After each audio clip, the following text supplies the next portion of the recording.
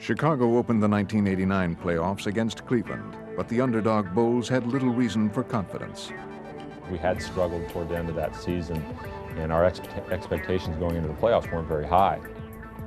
And those doubts appeared justified, as Cleveland, with one of the league's best records, asserted their dominance. Lobs inside, stolen from Jordan by Harper. Harper comes into the forecourt, drives the lane, wham with the right hand. But the Cavs had one obstacle standing in their path: Michael Jordan. An obstacle that seemed to grow larger with every game, as Jordan was carving up the Cleveland defense. 2 minutes to go. The Cavs have a foul to give. Jordan on the drive, and the big basket. He'll go to the line for a three-point play. The Bulls had extended the series to a fifth and deciding game, but as the scene shifted back to Cleveland, it appeared their hopes of an upset would finally be snuffed out.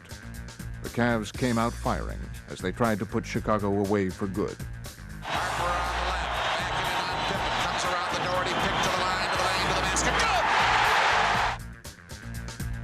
good! Facing a frenzied crowd and an inspired Cavs team, Jordan and the Bulls saw their season slipping away.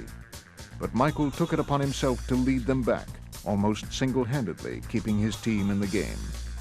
It's going to be Michael Jordan against the Cavs in the second half. As the game entered its crucial stretch, Doug Collins watched his young superstar continue to dominate.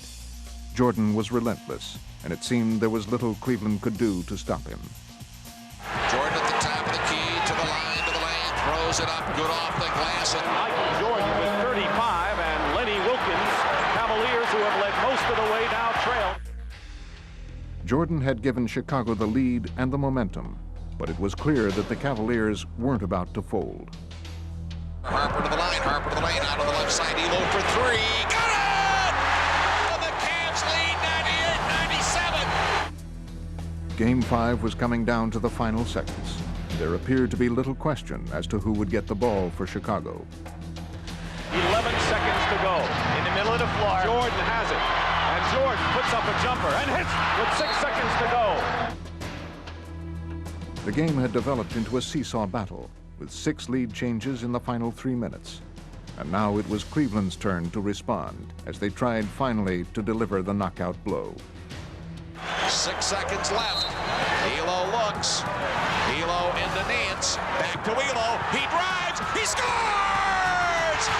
Elo drove it right down the wing and scores! 199 with 3 seconds to play. Right at the end, Cleveland kind of looked at us on the bench like, okay, you guys are done. The Cavs were just 3 seconds away from eliminating the upstart Bulls and advancing to the next round. But those 3 seconds would have an impact for years to come. It would be a defining moment, not only for Jordan, but for the Chicago and Cleveland franchises. And it all came down to one shot. It's funny how when your backs are a little bit to the wall, that all comes down to a 5-game series. In that case, comes down to the last second shot, and how much it elevated our morale as a team. When Michael was able to hit this miraculous shot with Craig Elo all over him, that was big. That was really big. That really propelled us to another level. When he hit that shot, I mean, he's jumped high many times, but he jumped higher. And in fairness, Doug Collins went roaring by out on the floor and hugged him. And I swear he put a dagger in the Cleveland franchise, not just in that team, but that team never could find a way to beat Michael Jordan.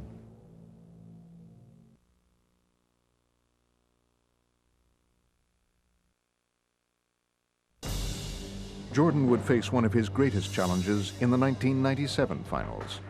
With the series against Utah tied at 2 games apiece, Michael had more to overcome than just the Jazz. Now the big story here tonight concerning Michael Jordan's physical conditions. He is suffering from flu-like symptoms. His status is uncertain. The bad news for the Bulls, the stomach virus that has hit Michael Jordan, and you wonder just how much, how long, and how hard he'll be able to go. In his weakened condition, Jordan was up against league MVP Karl Malone, the confident Jazz, and the raucous crowd in Utah. I don't know if Michael can carry the Bulls on the road against the Jazz. And on this night, it seemed that carrying the Bulls would be too heavy a load, as Michael's illness had clearly taken a toll. Meanwhile, Utah was only growing stronger. Having won games 3 and 4, the Jazz continued their surge. Exploding out of the gate, they raced to a 16-point lead in the second quarter. Stockton looking, whipped inside, Malone goes up, it counts, and a foul. Everything clicking right now for Utah. In this pivotal contest, all signs were pointing to a Utah victory that would put them in command of the series. But while Jordan was still drained, he was finding the strength to persevere, and through sheer determination, he would keep Chicago in the game. MJ against Russell to the free throw line, hangs in the air, jumper good. Tough shot. Nothing but net for Michael. Bad pass, lost the handle. Here's Jordan, comes down on Hornacek, goes to the glass. Driving layup for Michael. Throughout his career, Michael Jordan had delivered many brilliant performances, but he had never been more courageous than in this crucial game. Though his stomach was ravaged by flu, he was displaying enormous heart as he continued to lead the Bulls' comeback. A heroic performance by Michael Jordan. But battling his illness and the Jazz proved to be an exhausting task for Jordan. And each time he faltered, Utah was ready to take full advantage. Russell's open on Bushler. Slam! A big-time slam. Utah will take a lead in intermission.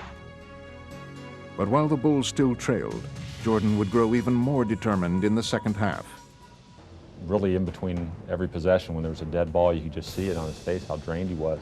But then when the play would start, he'd summon something from within. Here's Jordan.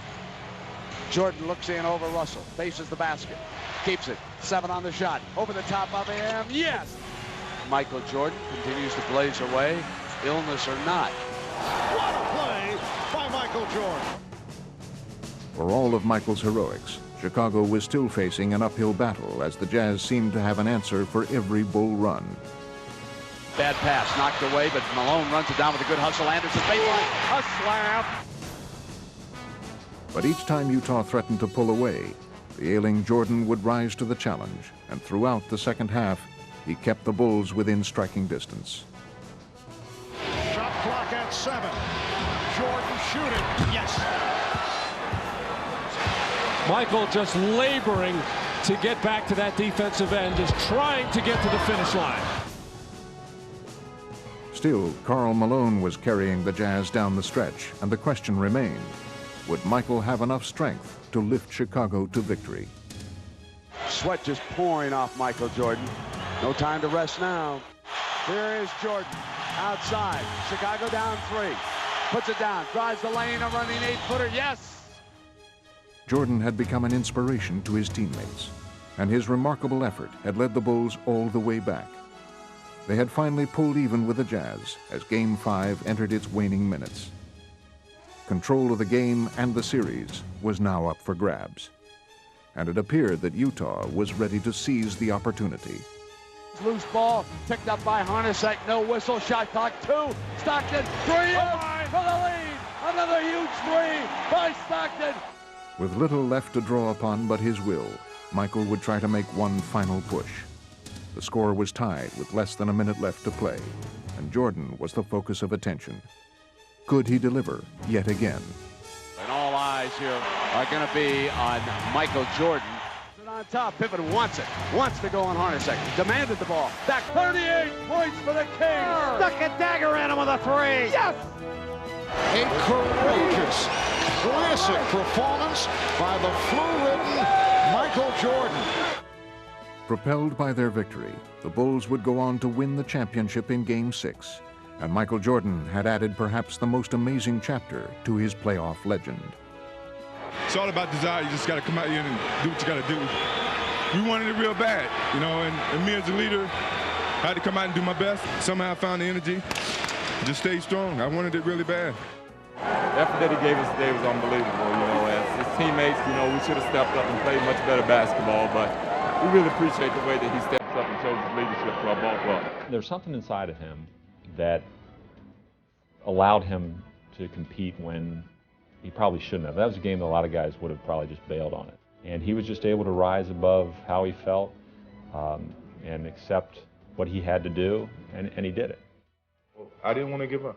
You know, no matter how sick I was, or how tired I was, or how, low on energy I was, I felt the obligation, to my team, to the city of Chicago, to go out and give that extra effort.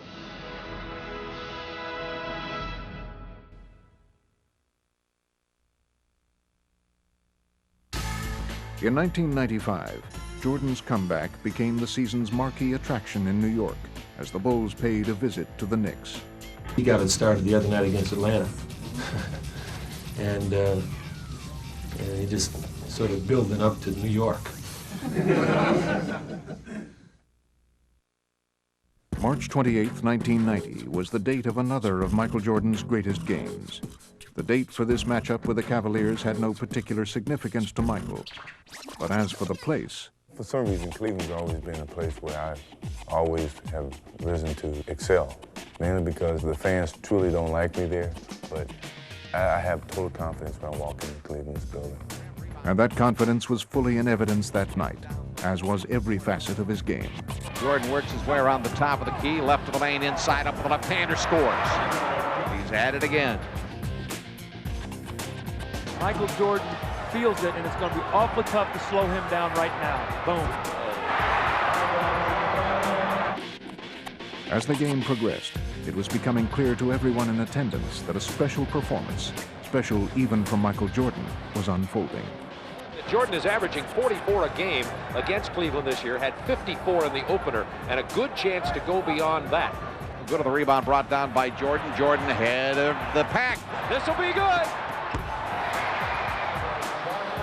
And he is bearing down on the Coliseum single-game scoring record. Can't handle it. We're going to see a new single-game scoring record at the Coliseum tonight, unless Jordan is run over by a bus very shortly. Somehow you knew, sooner or later, Michael Jordan was going to set the mark. As it turned out, Michael Jordan was on pace to break not only the Cleveland Coliseum single-game scoring record, but also his own. 4 on the shot clock. Paxson's got trouble. They get it to Jordan. He goes for the 3. He gets the 3. Oh, my. Michael Jordan has 54 points. That's what he totaled in the Bulls' first game with the Cavs that season. But he soon left that milestone far behind. Jordan around a Cartwright pick. On the right wing, his jumper beauty. 60 points for Michael Jordan. He can make it look easy, but when you sit and think about it, he made so many difficult shots. Jordan from 13. Jordan has 63, matching his career high. Jordan sealed the win and reached a new career high. Turn out the lights. That's 69 for Jordan. Cleveland is absolutely shell-shocked right now. They can't believe that Michael Jordan can continue to do this to him. Yeah, it's one of those once-in-a-lifetime games. I mean, you think of 69 as, it's an awful lot of points. When he sensed that an opponent was down, he never let up. The Phoenix Suns came to Chicago down 2-0 in the 1993 NBA Finals. Everyone in the Windy City, and in the basketball world for that matter, was thinking sweep for the Bulls in their quest for a three-peat. But the Suns were a proud group of crafty veterans. Here's Jordan. Offensive foul. The triple overtime duel was a grueling affair that tested the wills of both teams. And in the end, it came down to a lapse in concentration. Off the Chambers, baseline jumper, off the rim, no good. Chambers missed a wide open shot, and Stacey King threw it right to Barkley, who lays it in. Oh, that might be the backbreaker. In a remarkable come-from-behind victory, the Phoenix Suns in triple overtime have defeated the Chicago Bulls to battle their way back into this series. All of the Suns then focused on Game 4. Well, almost all. It's a big game. Everybody would love to be out there. Michael Jordan shot the ball 43 times. Damn. That's unbelievable. He gonna be icing his elbow too. Michael Jordan arrived for Game 4 fully aware that he had a competitive series on his hands. The Phoenix Suns had opened the door to a possible upset, and they were a loose and confident team at game time. There's a feeling that the battle has been joined. that the Phoenix Suns are here as foes, not foils, that they did more than restore their pride on Sunday, that they made it a series again. And now it's the Bulls' turn to respond to a challenge. Michael Jordan responded to the challenge by rising above the Suns, but mostly by penetrating through them on slashing drives to the goal. Drive, finger roll is good again. Michael just giving a clinic of getting to the hoop. Now to Jordan, quickly by Taylor, Marley, and he slams it home. Michael Jordan now looks like he is going to drive every time he gets his hand on a ball until they stop him. Either go foul him or foul him. Foul him hard. The Suns' play reflected their coach's intensity. Led by Michael's close friend, Charles Barkley, they stayed within arm's reach of the Bulls. Barkley with the steal. Well, Charles had that diagnosed. Charles showing Michael that he wants to play in this game as well. Oh, yeah, he's just letting them know that he's here to try to win a championship. Yeah, Chuck! A timeout taken by Phil Jackson, who doesn't like what he's watching right now. Come on, score, baby. Get over. We got to get the momentum back. We need someone to step up and score. If there was a situation where it was Michael against Charles, I think Charles maybe thought that, but Michael was thinking, okay, I'm going to take on your whole team, and you guys stop me. And a game of Can You Top This was on. Oh, what a play by Michael! 29 for Jordan. Nice drop step spin move by Barkley, and Barkley lays it in. But Jordan returned again and again to his original game plan: attack the basket. Jordan will drive again to the hoop, score it, count it. He'll have another try at a three-point play. Crossover move for Jordan and finishes with the finger roll. Plus the foul. He just looks like he might be unstoppable. 41 for Jordan. With daring moves that had him darting between and around the Suns, Jordan's one-man game had the crowd on its feet. But Phoenix countered with a total team effort that kept the Suns in the game. Despite the exploits of Jordan, the Suns are only 4 down. Michael Jordan, very confident with 50 of the Bulls, 100 points. KJ right side, Chicago by 4. Here's Barkley underneath. He'll jam it. It's a 2-point game as the Suns battle back. This Phoenix team has not quit all game long. Both teams huddled together as Game 4 reached its critical stage. Phoenix had possession with a chance to tie or take the lead with a three-pointer. And it goes to KJ, who fumbles the ball, and BJ steals it away. The Suns attempted to stop the Bulls rather than foul on Chicago's final possession. The Bulls took some time off the clock by working the ball around, and then they put it in the capable hands of Michael Jordan. 10 seconds to go on the shot clock, 15 in the ball game. Michael will take it. He's fouled. He scored. He threw it up off balance and went in. Oh, my, Michael with his fist clenched near midcourt.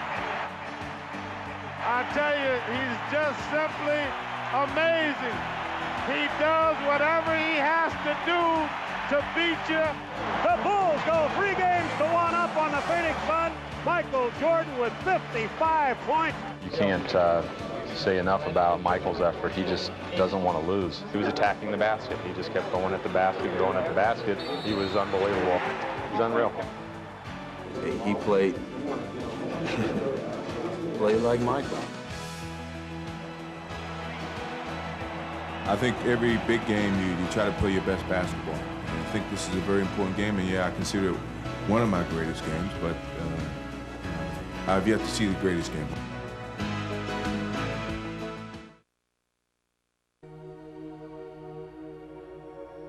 The mountains of Salt Lake City, Utah, framed the setting as Michael Jordan stepped on the floor in a Bulls uniform for the last time in Game 6 of the 1998 NBA Finals, striving once again to reach basketball's mountaintop. In Michael's mind, he knew when that series began, it was going to be his final dance as an NBA player. The Jazz respected Jordan, and they had earned his respect by taking 2 games in the finals. In the early going of Game 6, an awkward play improved Utah's chances to even the series. Bob, I think Scottie Pippen pulled his back out on that dunk shot. There's an obvious truth. Pippen's back is bothering him. Pippen walked gingerly to the locker room. The Jazz took advantage and the early lead.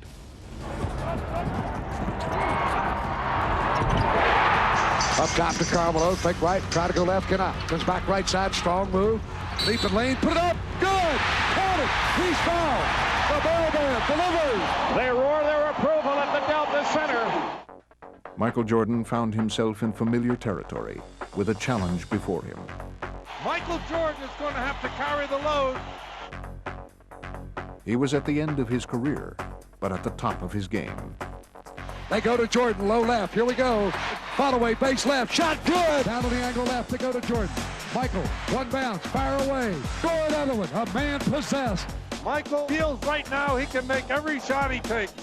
Jazz coach Jerry Sloan summoned his reserves, but it was Jordan who found an endless supply of strength. Michael Jordan sticks his third three-pointer of the half. Veterans John Stockton and Karl Malone talked it over, and then demonstrated their uncanny knack for unspoken communication on the court. Strong Karl Malone. Karl Malone carrying the load once again for the Utah Jazz. The second half began with an exchange of smiles by a couple of superstars, who then exchanged blows on the floor as the game's momentum shifted with nearly every shot. Stockton out of Karl, twist up, underhand scoop. Oh, what a shot by Karl Malone. 29 for Karl Malone. Michael Jordan down low right. Now to you back toward Jordan there. Jordan with 33 points. Left side for Chicago. Jordan with it now. He's got it. Michael's in the zone. In his last NBA Finals, Michael Jordan was focused on winning his 6th championship with the Bulls. But a hunger also burned deep within the Jazz, who were determined to win their first NBA title.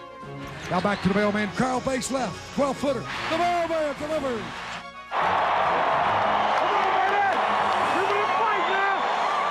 In the final minute, the Malone-Stockton connection struck again. Malone picks it up. Cross-court pass. Stockton with a three on the way. Good! John Stockton with a cold-blooded three, and Utah takes the lead. He had already accomplished so much in his career, and this was only Game 6, after all, before a hostile crowd. Would Michael Jordan save his strength for a 7th game at home? The answer, as history will record, was no. Out front to the man, Michael Jordan. Jordan up top, fake left, go right. He's there, lay it up, score it easily. Wow.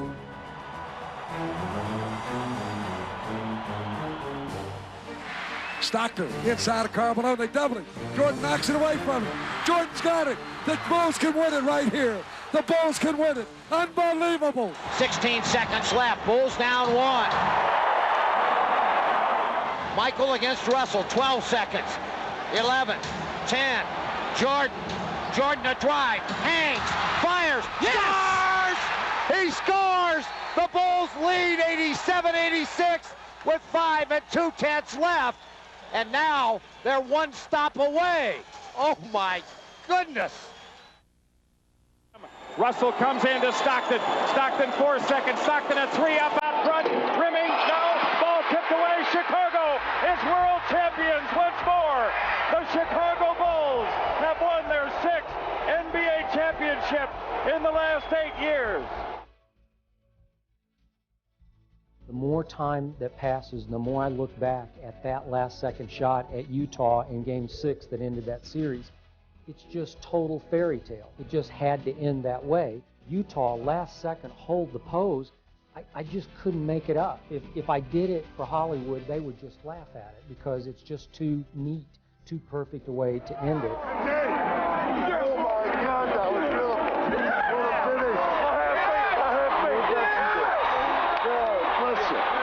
To the Chicago Bulls, the 1998 NBA champion, and a team for the ages. Congratulations. Boston Garden was home to many great Celtic championship teams, but the 1985-86 Celtics, led by 3-time MVP Larry Bird, were truly something special. They posted a franchise-best 67-15 record that season, which earned them a meeting with Michael Jordan and the Bulls in the first round of the playoffs. Coming off a foot injury in only his second year in the NBA, Jordan was faced with an interesting problem.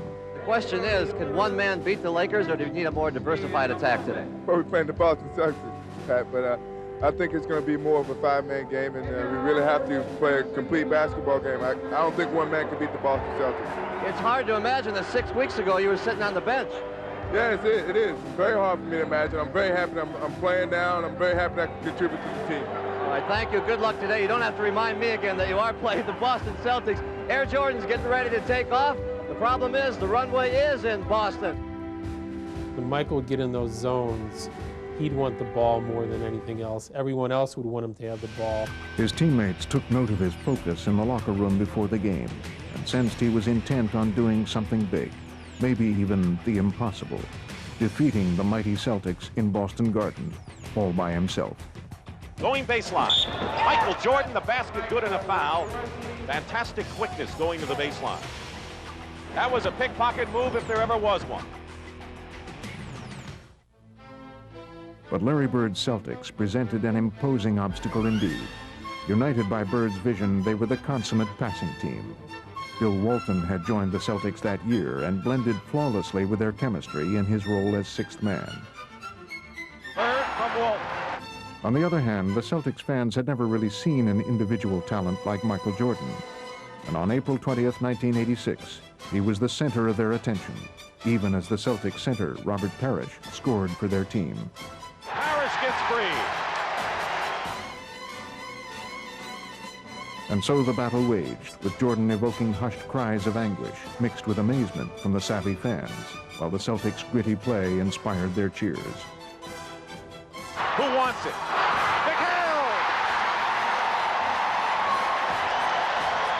He was a Bird, sheer determination. At certain points of a game, Michael Jordan has those same qualities. The Celtics could only shake their heads as they found themselves unable to shake the Jordan-led Bulls. Jordan banks it in, and Jordan with 40 points. He was in that zone of everything was going. He was making one shot better than the next. After hang time, he revealed a complete all-around game as Game 2 of this first-round series emerged as a classic in the making, with Jordan performing his unparalleled moves to the basket and Boston responding in tried-and-true Celtics fashion. Ames to McHale. Clock running down, 3 seconds, three-point shot, no good. And a foul, late sweep. A foul against Kevin McHale has been called by Middleton, with no time showing on the clock. Kevin McHale can't believe it. In one of the first tests under pressure of his career, Michael Jordan showed all the poise of a veteran as he calmly stepped to the line and sank crucial free throws. He can tie it up here and send the game in overtime. No time remaining. And this is pressure. Overtime in Game 2 of our best-of-5 first-round NBA playoff. And the Chicago Bulls are trying to do what only the Portland Trailblazers have done so far this year, beat the Celtics in Boston. Jordan. After that, it took him from a star to a superstar to eventually the biggest superstar in basketball history. In the end, the Celtics prevailed, and they would go on to win the series in 3 games. But from that day forward, the history of Boston Garden would include not only the many championships of Celtic teams past, but also the remarkable playoff performance of a young Chicago Bull named Michael Jordan.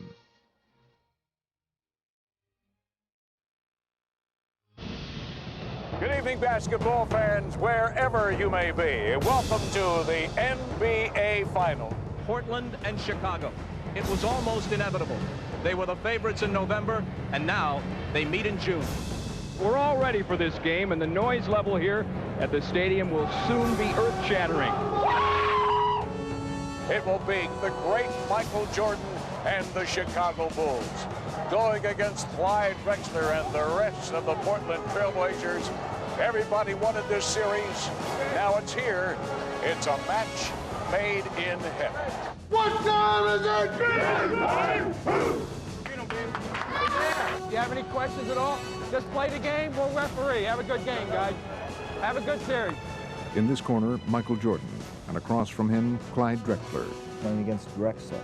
He always wanted the shootout. The stage was set for the 1992 NBA Finals, and as Game 1 got underway, it looked as if it was Drexler's Trailblazers who were better prepared to seize the moment.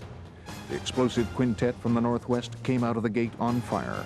So Portland beginning to fly all over the court. Here comes Drexler. Yes, and it counts. 21-15, Portland. Porter with the open shot. And the Blazers have hit their first 7 field goal attempts. You haven't got in rhythm yet for offense. You got to keep pushing to find your rhythm.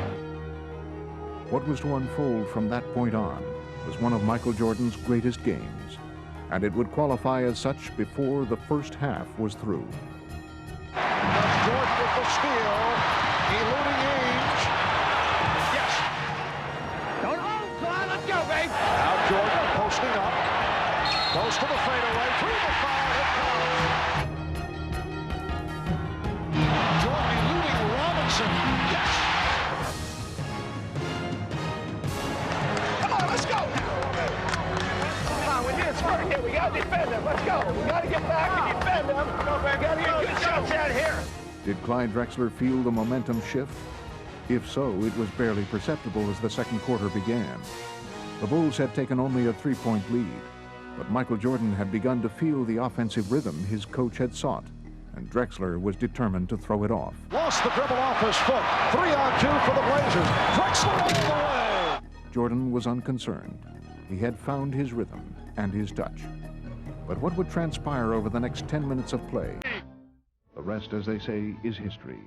The Chicago Bulls went on to defeat the Trailblazers handily in Game 1, and then went on to win the 1992 NBA championship. And on the way, the legend of Michael Jordan grew. It now was measurable by distance as well as by hang time. He had long defied gravity. In this game, he showed he could defy logic as well. What a start for the defending world champions of the NBA. I started running for that three-point line. I felt a great rhythm. It felt like a free throw, really, from that distance. The only thing you could just sit back and say, ah, and wow, and woo, just like a little kid out there, everything he threw up, he hit. He was hot, and we all knew it. He knew it, and he just was going to go out there. I don't think he was going to miss from 2, from 3, or from half court range. He just had that feeling. And so, after a series that brought us one of Michael Jordan's greatest games, he and the Bulls celebrated their second NBA championship. It was a scene that would be repeated 4 more times in the years ahead.